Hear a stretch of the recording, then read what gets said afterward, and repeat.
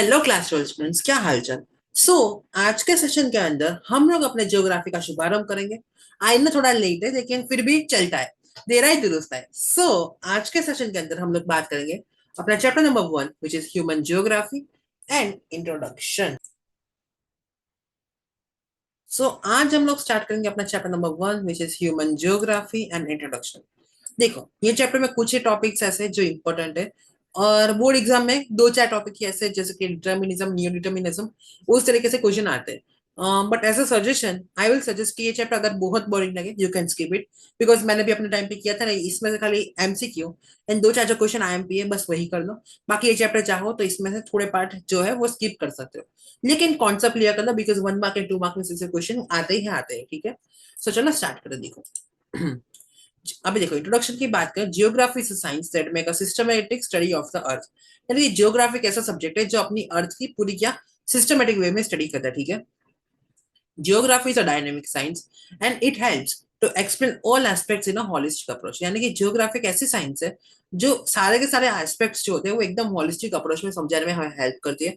Geography studies various elements on the earth's surface that divide into two categories, physical elements and human or cultural elements। अब देखो, geography क्या है, वो दो तरह की स्टडी करते हैं। One is physical geography and second is human और कल्चरल ज्योग्राफी। यहाँ पर एलिमेंट्स का देखो, क्लास 11th में हम लोगों ने ज्योग्राफी पढ़ी थी, ठीक है। उसमें क्या हम लोगों ने पढ़ा था कि भाई रॉक्स क्या है, माउंटेन्स क्या है, सोलर सिस्टम क्या है, फिर अपने सुनामी किस तरीके से आते हैं, नेचुरल कैलामिटीज क्या है, वो सब कुछ हम लोगों ने पढ़ा था। वो हो गई अपनी फिजिकल ज्योग्राफी, ठीक है। और क्लास 12 में हम लोग अभी आने वाले कौन से चैप्टर पढ़ने वाले, like what is population, what is primary secondary sector, for what is economic activity, ये सारे के सारे, ट्रांसपोर्टेशन क्या है, कम्युनिकेशन क्या है। ये सारे के सारे क्या है, ह्यूमन और कल्चरल एलिमेंट हो गए, इसलिए ये हो गए ह्यूमन और कल्चरल एलिमेंट। ये अपने क्लास 11 का सिलेबस और ये अपने क्लास 12 का सिलेबस, ठीक है। अभी अगर जियोग्राफी की बात करें, इसका एम यानी कि इसका लक्ष्य क्या है, कि जो सच्चाई है उसको बाहर लाने का इसका लक्ष्य है। तो know the reality, it is a major aim of geography, ठीक है। अभी जियोग्राफी को स्टडी करने के दो अप्रोचेस है, one is systematic approach and second is regional approach. अब दोनों क्या है वो हम लोग देख लेते हैं, लेट्स सी। उससे पहले देखो, जर्मन जियोग्राफर जो है जिनका नाम है, अब ये देखो, ये नाम है ना 1 मार्क में गारंटी से आता है ये, और इनकी बुक का नाम भी, German जियोग्राफियन Bernhardus Verenier indicated two division of a geography in his book Geographia Generalis। देखो, ये नाम कंफर्म रट्टा मार लो, ये क्वेश्चन 1 मार्क में गारंटी से पिछले कितने 3-4 साल से आ ही रहा है। कौन है जर्मन जियोग्राफी? बर्हैंडियस वेरनिस। अभी 1 मार्क में इस तरीके से भी पूछ सकते हैं कि who has written Geographia Generalis and who is the writer of Geographia Generalis, and Bernhardus Verenius indicated which two division of a geography in his which book। ये नाम आ सकते, देखो यहाँ पे ये फोटो, ये जियोग्राफी जनरलिस्ट इस तरीके से बुक थी, और ये जो चाचा ये है अपने बर्हैंडियस वेरेनियस, ठीक है। ये नाम याद कर लो, ये 1 मार्क में आता ही आता है। अभी उन्होंने क्या कहा है कि जियोग्राफी को दो डिवीजन में डिवाइड किया है, one is relative geography and second is absolute geography. अभी देखो ये क्या होता है, रिलेटिव जियोग्राफी जो है उसमें उन्होंने क्या कहा कि अर्थ के सारे कैरेक्टरिस्टिक्स है वो क्या है, एक सिंगल यूनिट है, ठीक है। उन्होंने क्या किया कि सारे के सारे अर्थ कैरेक्टरिस्टिक्स को इकट्ठा किया और सभी को एक एंटायर सिंगल यूनिट कह दिया है। एंड एब्सोल्यूट जियोग्राफी में उन्होंने क्या किया कि different regions and its human life के बारे में डिस्कस किया हुआ है, ठीक है। Verhaeren classified geography as a subject in three subfields। अभी जियोग्राफी एक सब्जेक्ट क्यों है वो उन्होंने 3 डिवीजन में कहा है। वन इज एस्ट्रोनॉमिकल कैरेक्टरिस्टिक्स, जो हम लोग स्पेस की बात करते हैं वो, लोकेशनल कैरेक्टरिस्टिक्स जो हम लोग पर्टिकुलर लोकेशन वाइज अर्थ में वो सब कुछ बात करते हैं वो, and third is human characteristics, ठीक है। अभी यहाँ पे होता है ये वाला टॉपिक खत्म, अभी हम लोग नेक्स्ट टॉपिक है विच इज ह्यूमन ज्योग्राफी। अभी ह्यूमन ज्योग्राफी चैप्टर का नाम है, क्या है ह्यूमन ज्योग्राफी वो समझते हैं। It is based on systematic approach. अभी देखो, हम लोगों ने अप्रोचेस की बात की, सो ये अपना कौन सा है, ये अपना रहेगा systematic approach. Just a second, I will show you slide once again. अभी ज्योग्राफी को स्टडी करने अपने दो अप्रोचेस है, one is systematic and one is regional. Human geography जो है वो अपना सिस्टमेटिक अप्रोच के अंदर आता है, ठीक है। अभी देखो बात करते हैं, सी ये सिस्टमेटिक अप्रोच के ऊपर बेस्ड है। द एज ऑफ एक्सप्लोरेशन, ये क्वेश्चन भी 1 मार्क में पूछ लेते हैं। The age of exploration in human being geography was started from second half of the 15th century to the 18th century. ये जो हाईलाइट किया है कि second half of the 15th century to the 18th century, ये question guarantee से exam में आएगा ही आएगा, ठीक है। Human geography studies cultural features and continuous changing process between human and nature. यानी ह्यूमन ज्योग्राफी क्या करती है, जो अपने कल्चरल फीचर्स है उसको डिस्कस करती है, एंड जो प्रोसेस यानी कि अपने इंसान और नेचर में जो चेंजेस होते रहते हैं उसके बारे में डिस्कशन होता है अपने ह्यूमन ज्योग्राफी के अंदर। It studies the mutual impact of a human and natural factors. It shows inter relation between human and nature, यानी कि ये क्या करती है कि जो इंसान और पर्यावरण में जो चेंजेस आते हैं और दोनों के जो कॉम्बिनेशन यानी कि कॉन्टेक्स्ट दोनों के एक दूसरे से जुड़े हुए, सो ये सब कुछ इसके बारे में ये स्टडी करते रहते, ठीक है। It is an integrative empirical and practical science. Geography क्या है, it is an integrative empirical and practical science, ठीक है। अब देखो ह्यूमन ज्योग्राफी में क्या है, human as the centre and human activities determined by his और हर हैबिटेट। अभी ह्यूमन ज्योग्राफी में जो इंसान है वो मेन यानी कि सेंटर पे, और जो इंसान अपनी एक्टिविटीज करता है उसके कारण जो नेचर होता है वो सब कुछ इसमें उसके जो असर होते हैं वो हमको देखने को मिलते हैं।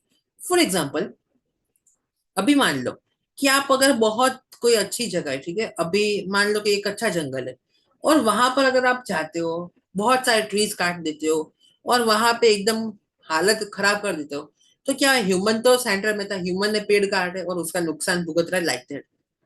अभी देखो एग्जाम्पल, प्लेन रीजन फार्मिंग, यानी कि अगर कोई बंजर जमीन है, ठीक है, तो इस पे अगर किसान अपनी अगर अक्कल लगाए तो क्या फार्मिंग कर सकते लाइक दैट।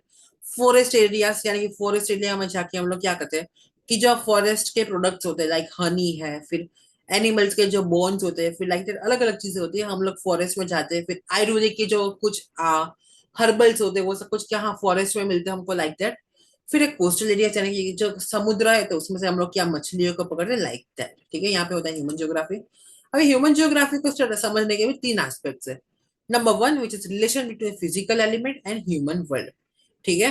फिर second which is partial distribution of human activities and causes. फिर तीसरा है study of economic and social disparities in different region of the world, ठीक है। अभी देखो as per the opinion of a French geography, यानी कि यहाँ पर जो फोटो दिख रही है जो कि जैन ब्रूहनीज, अभी ये इन्होंने क्या कहा, ये तो डेफिनेशन हम लोगों को टेक्स्ट बुक में दी हुई है, लेकिन अभी इनका ओपिनियन ऑफ फ्रेंच ज्योग्राफी के तरीके से क्या कह रहे हैं, ह्यूमन ज्योग्राफी स्टडीज ऑल दस elements and influence by human action and reaction. यानी ह्यूमन ज्योग्राफी ऐसी चीजों को पढ़ समझती है जो इंसान अपने वो हम लोग कहते हैं ना कि इंसान के कर्म ही उसका जो जवाब होता है लाइक दैट, कि इंसान जैसा करता है वो वैसा भुगतता है लाइक दैट। तो ह्यूमन जियोग्राफी क्या करती है कि ऐसे एस्पेक्ट करते हैं जो ह्यूमन के एक्शन होते हैं उसका रिएक्शन देती है, बिकॉज न्यूटन ने भी कहा है every action has an equal and opposite reaction like that. अभी देखो ह्यूमन जियोग्राफी की यहाँ पर चार डेफिनेशन दी गई है। अभी इसमें से जो आपको इजी लगे, for example if you suggest my definition so I will suggest कि आप फोर्थ नंबर की डेफिनेशन है वही समझ लो, बिकॉज क्या है human geography studies in relation between geographical environment and human action, ठीक है, यानी कि जो पर्यावरण है वो और ह्यूमन के एक्शन है वो समझने में भी मदद करती है। एंड फिर देखो अभी कॉन्सेप्ट ले सकते हैं हम लोग second geography study of the relation between the interesting man and unstable earth, यानी कि आपको जो इसमें से इजी लगे आप ले सकते हो। अभी देखो सेकंड थर्ड नंबर की थोड़ी लंबी चौड़ी बहुत ज्यादा है, फर्स्ट नंबर की भी क्या थोड़ी इजी है, फोर्थ भी इजी है, सेकंड में थोड़ा आप अपने हिसाब से देख सकते हो, ठीक है। फ्रेंच जियोग्राफर वाले तो बहुत ही इजी है कि study all those elements and influence by human action and reaction, ठीक है। अभी हम लोग बात करते हैं subject matters of human geography, ऐसे सब्जेक्ट जो जियोग्राफी के अंदर हम लोग आते हैं, जिसकी हमने बात की physical geography and human geography. So देखो relationship between human and environment is at the centre in the study of human geography. यानी हम लोगों ने कहा कि जो ह्यूमन एंड नेचर यानी कि एनवायरनमेंट के जो नेचर रिलेशन है वो सेंटर में रहते हैं, क्योंकि हम दोनों इसके इसी के बारे में ज्योग्राफी में बात करने वाले। As per the opinion of American geographer Finch and Trewartha, human geography divides into two parts. अभी देखो ये वन मार्क में पूछ सकते कि अमेरिकन जियोग्राफी जो थे तो कौन से थे, तो फिंच एंड ट्रिवाथा ने क्या किया था, ह्यूमन जियोग्राफी को दो पार्ट्स में डिवाइड किया है। वन इज फिजिकल एलिमेंट्स जो हम लोगों ने बात ऑलरेडी की है कि भाई देखो रिलीफ फीचर्स है, ड्रेनेज सिस्टम है, river network, soil, vegetation, minerals, climate etcetera. फिर है कल्चरल एनवायरनमेंट जो अपने आने वाले सभी चैप्टर है उसके में पांच छह नाम याद रख लो, जैसे कि पॉपुलेशन सेकंड चैप्टर है, ह्यूमन सेटलमेंट एट चैप्टर है, एग्रीकल्चर जो हम लोग बात करते रहते हैं, ट्रांसपोर्टेशन है, communication chapter number six, trade seven, like that. ये चीजें स्टडी करते हैं physical geography and cultural geography, यानी कि एनवायरमेंट को या ज्योग्राफी दोनों सेम चीज है इसमें। As a subject, human geography incorporates with contemporary integrating and in interdisciplinary object, ठीक है। Sorry, it is tied up and inter related with, अभी देखो ये क्या कह रहा है कि ह्यूमन ज्योग्राफी जो है दूसरे सब्जेक्ट के साथ भी बहुत ज्यादा कनेक्टेड है। अभी देखो हिस्ट्री के साथ भी कनेक्टेड, यानी कि अगर पहले की हिस्ट्री देखे तो भी अलग है ज्योग्राफी के। फिर डेमोग्राफी पे इसके रीजन है, एग्रीकल्चरल हम लोग स्टडी करते हैं वो है, साइको सोशियोलॉजी यानी कि psychology plus sociology, psycho sociology, statistics, yes statistics यानी कि मैथ्स का पार्ट भी इसमें आ जाता है। फॉर एग्जांपल कितना रेनफॉल हुआ है, फिर कौन से वेदर क्या है, फिर मॉनसून की जो क्लाइमेट चेंजेस होते हैं वो सब कुछ, फिर वो सब कुछ हम लोग स्टैटिस्टिक्स की मदद से समझते हैं। अभी देखो आने वाले चैप्टर्स जो है उसमें हम लोग स्टैटिस्टिक्स का यूज भी करने वाले in our geography subjects, don't worry, political science et cetera, ठीक है। अभी हम लोग बात करें नेक्स्ट टॉपिक की। अभी देखो कौन सा नेक्स्ट टॉपिक है, important aspects of human geography. अभी जो इसके मुख्य एस्पेक्ट यानी कि मुख्य रीजन क्या है अपनी ह्यूमन जियोग्राफी के, देखो ये क्या करता है, origin of a man human races and the settlement of the earth, यानी कि इंसान जो हम लोग आदि मानव थे, ठीक है। सो आदि मानव से लेके अब तक जो इंसान के सेटलमेंट्स होते रहे, यानी कि उस टाइम की बात करें टेक्नोलॉजी की, फिर उस तरीके से उस जमाने में क्या होता है तब से लेके आज के जमाने में हम लोग किस लेवल पे पहुंच गए, वो सब कुछ इसमें बात होती रहती है। इसमें डिस्ट्रीब्यूशन किसका होता है, अपने डेंसिटी का, ग्रोथ का, characteristics of population and migration of a man, यानी कि ये किसके किसके बात करता है कि एक तो भाई डेंसिटी क्या है, ग्रोथ क्या होता है, फिर पॉपुलेशन के कैरेक्टरिस्टिक्स क्या है, माइग्रेशन अगर इंसान करता है वो क्या है, primary sector, secondary sector, tertiary, quaternary, quinary activities of Mankind. Primary यानी कि आपको पता ही जो एग्रीकल्चर से रिलेटेड होती है वो, सेकेंडरी यानी कि जिसमें इंडस्ट्रियल बेस्ड काम रहता है जैसे कि मशीनरीज एंड वो सब कुछ, टर्शरी जिसको हम लोग सर्विस सेक्टर भी कहते हैं, एंड क्वाटरनरी एंड क्वीनरी वो आप लोगों के लिए सस्पेंस है, वो चैप्टर नंबर 3 और 4 में हम लोग समझ जाएंगे, ठीक है, डोंट वरी। देखो man's relation and his adjustment to landforms, देखो ये क्या करता है, इसमें हम लोग एस्पेक्ट्स में बात करते हैं और जो इंसान के रिलेशंस होते हैं कि अपनी जमीन से, atmosphere, soil, vegetation, minerals etcetera, ये सब में क्या अपना कंट्रीब्यूशन रहता है, हम लोग किस तरीके से यूज करते हैं वो सब कुछ इसमें हम लोग समझते हैं ह्यूमन जियोग्राफी में। सोशल एंड कल्चरल ऑर्गेनाइजेशंस, ठीक है। अभी देखो अगर हम लोगों ने बात की सोशल एंड कल्चरल ऑर्गेनाइजेशन तो ठीक है, तो इसमें क्या है कि मेंस की कल्चर यानी कि अपने इंसान की एक्टिविटीज में एक तो अपनी आ गई भाषा, अपने लिटरेचर, अपने स्कल्पचर, म्यूजिक, रिलीजन, फोक, ट्रेडिशन एक्सेट्रा। अब देखो अपनी भाषा है यानी कि कितनी सारी भाषाएं जो पहले थी वो अभी विलुप्त हो गई है, लाइक दैट। फिर अपने लिटरेचर जैसे कि अपने इंडियन लिटरेचर में हम लोग बात करते हैं, संस्कृत है, संस्कृत लैंग्वेज में यूज होती थी। फिर अपने जो चार वेद है, Rigveda, Yajurveda, Atharvaveda, Samaveda, like that.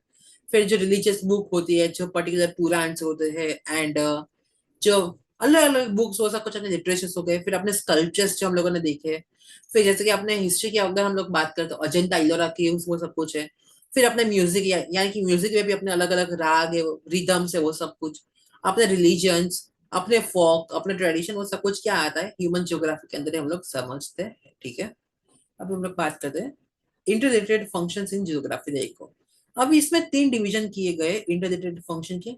One is particle analysis, देखो हाँ ये पूछ सकते हैं कि भाई what is interrelated function of human geography, ठीक है। सो देखो 3 डिवीजन है, one is particle analysis, second is ecological analysis, third is combination of both. अभी देखो क्या है, स्पार्टिल एनालिसिस जो है वो पॉपुलेशन क्या है, अपनी आर्ट्स एंड स्किल्स क्या है, एक्सपेंशन एंड कैरेक्टरिस्टिक्स के ऊपर बात करती है।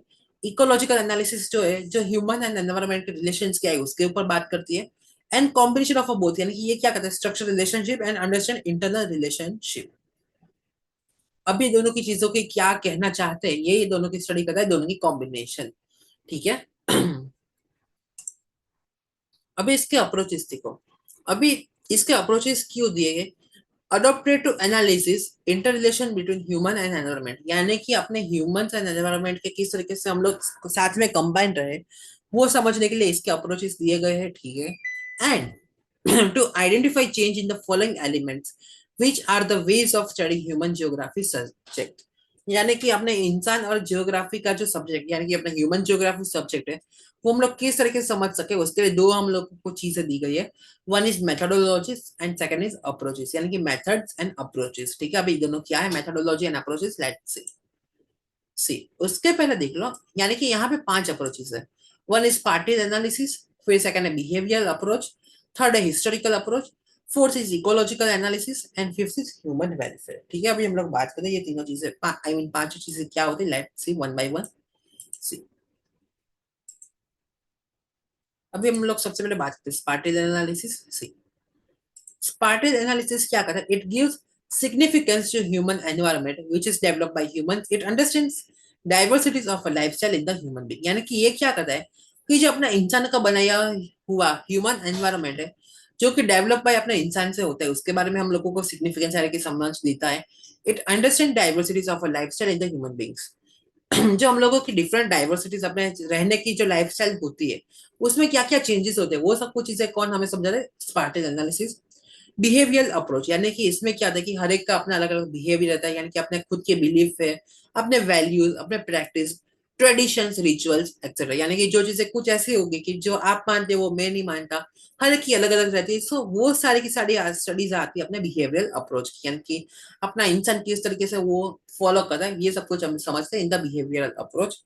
Now number third is historical approach. ये क्या करता है, it is useful to understand notable progress in science and technology. Yes,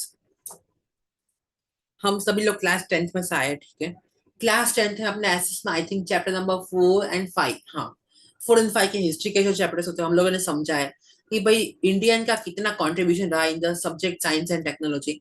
for example जो अपनी साइंस है, वास्तुशास्त्र है, फिर केमिस्ट्री में भी अपना योगदान रहा है, लाइक दैट हर एक चीज में जो अपना हिस्ट्री एंड कंट्रीब्यूशन रहा है, यानी कि notable progress in science and technology. जो पहले के जमाने में अगर फॉरेन की बात करिए, अपना इंडिया की बात करिए, ठीक है। सो पहले कैसे साइंस एंड टेक्नोलॉजी यूज होती थी, फिर वो सब कुछ किस तरीके से यूज होता है, लाइक दैट।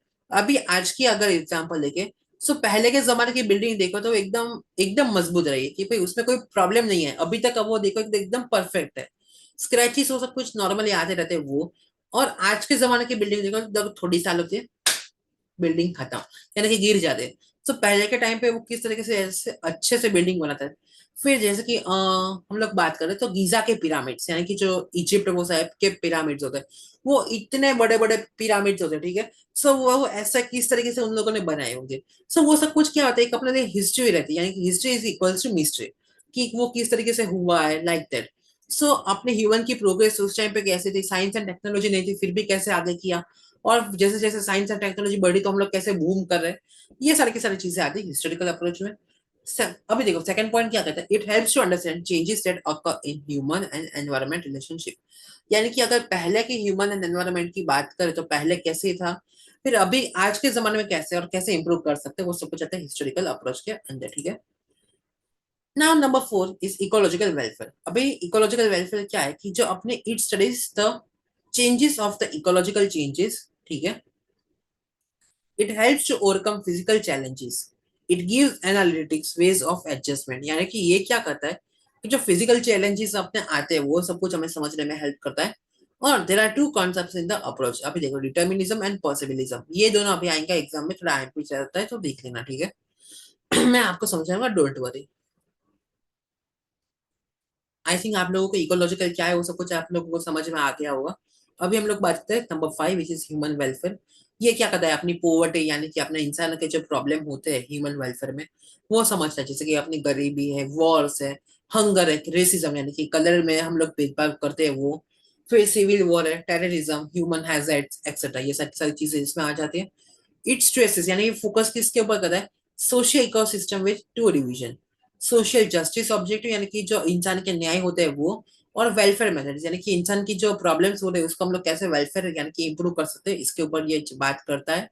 अब देखो ये दो टॉपिक्स क्या है, डिटर्मिनिज्म एंड पॉसिबिलिज्म, हम लोग वो देखते हैं। See, determinism, this concept was strongly supported by two geographer. Yes, हाँ ये दो पॉइंट्स हैं वो खास याद कर लो, एग्जाम में पूछते हैं 1 मार्क को 2 मार्क में। सो दो सपोर्ट किसने किया था, तो सपोर्ट में थे एक तो एलन एंड ई हंटिंग, ये दोनों सपोर्ट किए थे इस कॉन्सेप्ट को। और ये कॉन्सेप्ट जो एडवोकेटेड यानी कि इसको किस किस ने फिर एडवोकेटेड वे सपोर्ट किया था, एडवोकेटेड। सो इसमें थे Kant, Humboldt, Ritter, Ellen and E Huntington. So Ellen तो हम लोगों ने अभी बात की, वो एलन एंड ई हंगस्टन। सो ये लोगों ने भी हेल्प की थी ये कॉन्सेप्ट को समझने में, ठीक है। This environment, sorry, this concept was developed in first half of 20th century, ठीक है। अभी ये नया नया इतना पुराना भी नहीं है, लास्ट अभी 21st सेंचुरी में हम लोग जी रहे हैं। सो ये जो starting first half of the 20th century में आया है, यानी कि हम लोग बात करें, सो समझो समथिंग 1950 के समथिंग उसके पहले ही आई थिंक आया है, लाइक दैट। इसमें होता है environment on top and human interactive factors. यानी कि ये क्या कहता है कि अभी देखो, ये कॉन्सेप्ट का मेन फोकस क्या है, this concept considers human is an interactive factor. अभी ये इसका मीनिंग है, ठीक है। यानी कि ये क्या कहता है कि environment and top and human inactive factors, यानी कि इसमें हम लोग जो फोकस क्या करेंगे, एनवायरमेंट टॉप पे रहे और ह्यूमन के जो फैक्टर्स है वो इनएक्टिव इसमें रहे, लाइक दैट।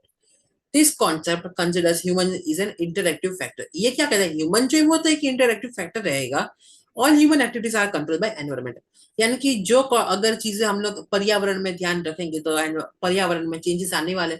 अब इंसान अगर चाहे तो बंजर जमीन को भी एकदम मस्त जंगल बना सकता है, और चाहे तो जंगल को भी बंजर जमीन बना सकता है, लाइक दैट। सो क्या कहा कि ह्यूमन जो है वो तो मेन फोकस रहेगा ही।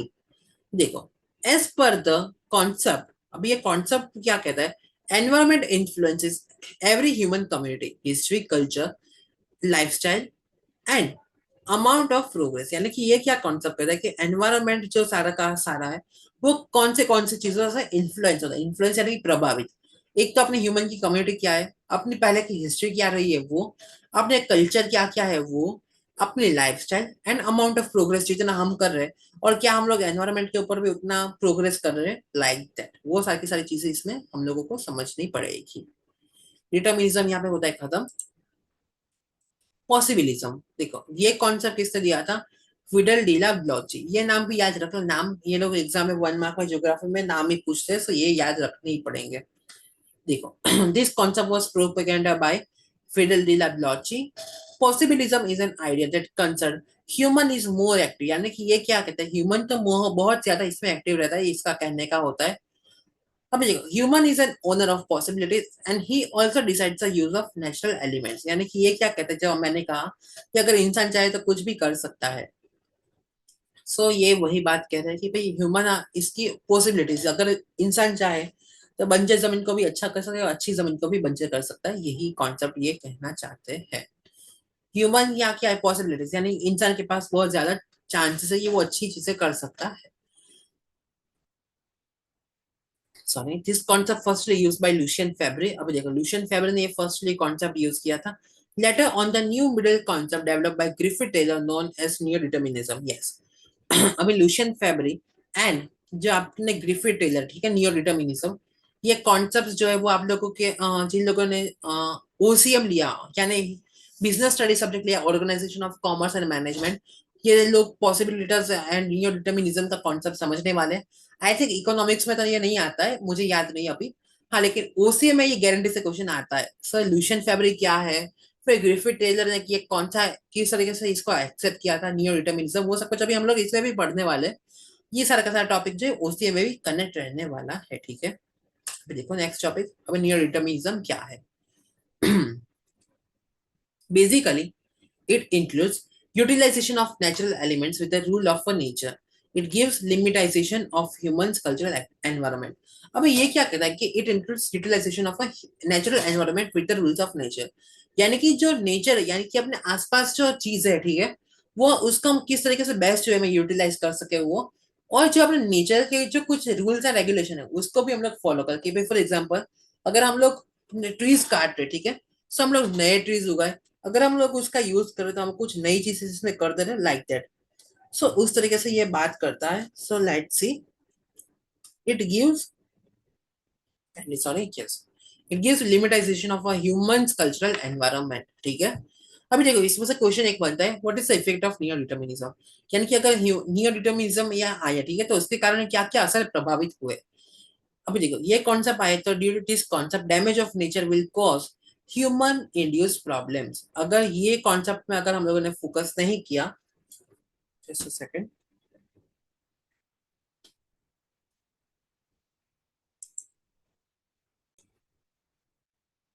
यस, यानी कि ये कॉन्सेप्ट क्या कहता है, अगर हम लोग अपने एनवायरमेंट यानी कि नेचर को नुकसान कर पहुंचाएंगे तो नेचर हमको भी नुकसान पहुंचाने वाला है। जैसे कि हम लोग कहते हैं ना कि what you do you will get, जो जैसा करोगे वैसा पाओगे, ऐसा यही कॉन्सेप्ट इसमें कहता है। अभी देखो इसका मैं आपको बेस्ट वे में समझाऊं तो देखो, हम लोगों ने ट्रीज को बहुत काटते रहे लाइक दैट, हम लोगों ने एनवायरमेंट को बहुत नुकसान पहुंचाया, हमें एक्सेप्ट करना ही पड़ेगा, पॉल्यूशन हो कोई भी चीज हो। अभी आज के टाइम पे देखो, उसके असर हम लोगों को देखने को मिल रहे हैं। अभी आप लोग नोटिस करना, ठीक है। अगर कोई भी टाइम हो, ठीक है, अभी एक तो पॉल्यूशन इतना हो रहा है, उसके कारण हेल्थ के प्रॉब्लम्स भी बहुत ज्यादा हो रहे हैं। एंड अभी आप लोगों ने नोटिस किया होगा कि सीजन का भी कुछ कंफर्म नहीं रहा, कि अभी कोई भी टाइम पे बारिश हो जाती है, कोई भी टाइम पे एकदम बहुत ज्यादा गर्मी हो जाती है। और गर्मी में तो हालत पूछो ही मत, कितना टेम्परेचर ज्यादा जाता है वो तो पता ही है, 50 डिग्री तक चला जाता है टेम्परेचर। और हम लोगों ने नोटिस किया होगा कि भाई अभी बारिश का टाइम हो तो कई बार बारिश होती भी है, कई बार ठंडी में बारिश हो जाती है, कई बार एकदम से गर्मी हो जाती है। ये क्यों हो रहा है? क्योंकि हम लोगों ने नेचर को नुकसान किया, नेचर हमको नुकसान करेगा ही लाइक दैट। अभी इसके कारण क्या हुआ, it affected adversely on human resource development, यानी कि इसके कारण ही जो अपना एचआर डिपार्टमेंट होता है, ह्यूमन रिसोर्स डेवलपमेंट, ये टॉपिक इसमें चालू होता है। ठीक है, अभी हम लोग बात करें नेक्स्ट टॉपिक्स की। अभी क्या है इसमें नेक्स्ट टॉपिक बोला। यहाँ पे अपना चैप्टर नंबर 1 जो है वो खत्म होता है। आई नो चैप्टर थोड़ा बहुत वेस्ट वाला एंड मिस्ट्री वाला है, मैंने आपको पहले ही कहा था चैप्टर नंबर 1 में समझने में थोड़े कॉन्सेप्ट में प्रॉब्लम होगा, कोई बात नहीं चलेगा। लेकिन जो चैप्टर नंबर 2 से आने वाले टॉपिक्स है बहुत इंटरेस्टिंग होने वाला है। चैनल में आप देखो, अभी आज से मोस्टली हम लोग रेगुलरली लेक्चर्स में आते रहेंगे, बिकॉज मुझे भी पता है कि बोर्ड एग्जाम अपने जल्दी आने वाले हैं। हम लोगों के जैसे जल्दी हुए थे फरवरी में, लगता है आपके भी होने वाले हैं। सो मेरी तरफ से पूरी ट्राई रहेगी कि आपका सिलेबस जो है बहुत जल्द खत्म हो जाए, बट आप लोगों के पे भी कंसिस्टेंट रहना पड़ेगा। अभी मैं कुछ कहूँ कि भाई आपको इस चैप्टर में इतने टॉपिक स्किप करना है तो आप लोग कर सकते हो। तो जैसे कि कहो चैप्टर नंबर 1 में कुछ टॉपिक्स 1 मार्क और 2 मार्क के लिए खास प्रिपेयर कर लो, 2-3 मार्क में बिकॉज ऑप्शनल क्वेश्चन अभी आते रहते हैं हम लोग के टाइम पे, जिस तरीके से पैटर्न थी उस तरीके से आपकी पैटर्न रहती है। तो आप इसमें से चैप्टर नंबर 1 के जो लॉन्ग क्वेश्चन है वो स्किप कर सकते हो, कोई बात नहीं, लेकिन 1 मार्क एंड 2 मार्क के लिए इसमें से खास प्रिपेयर करना। Okay, so that's it from my side guys. I hope आपको लेक्चर्स अच्छा लगा होगा, आप लोगों को कॉन्सेप्ट जो बेसिक लेवल पर समझ में आए गए होंगे। मुझे पता है एडवांस में तो समझने में थोड़ा डिफिकल्टी होगी, कोई बात नहीं, लेकिन हम लोग फिर भी फोकस करेंगे, एकदम इजीली समझ सकते हैं। Like and share the video and have a subscribe. अगर कोई भी प्रॉब्लम रहती है फिर भी आप मुझे कमेंट कर सकते हैं, मैं आपके क्वेश्चन को पूरी तरीके से सॉल्व करने की ट्राई करूंगा। मिलकर बहुत जल्द in the next lecture, till then take care and bye bye, see you.